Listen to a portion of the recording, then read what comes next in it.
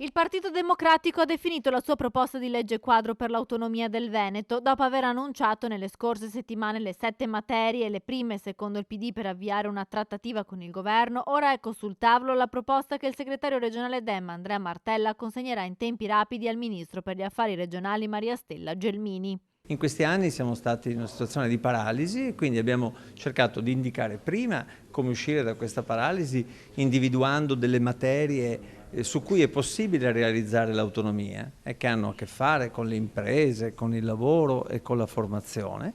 E oggi abbiamo voluto offrire una nostra proposta di legge quadro, dal momento che il governo con il ministro Gelmini ha detto che la vuole approvare rapidamente e noi stiamo dando in questo modo un contributo propositivo. I temi del lavoro, della formazione delle imprese per avviare un dialogo con il governo, scelti per importanza e perché non prevedono i livelli essenziali delle prestazioni, i cosiddetti LEP. Ma tra le novità inserite nella proposta di legge quadro del PD anche il limite temporale di un anno per individuare strade e risorse anche per tutte quelle materie che prevedono le modalità con cui viene finanziato il trasferimento delle competenze. Noi abbiamo voluto individuare 7 materie per quanto ci riguarda fondamentali, sulle quali il giorno dopo l'approvazione della legge quadro è possibile realizzare l'autonomia,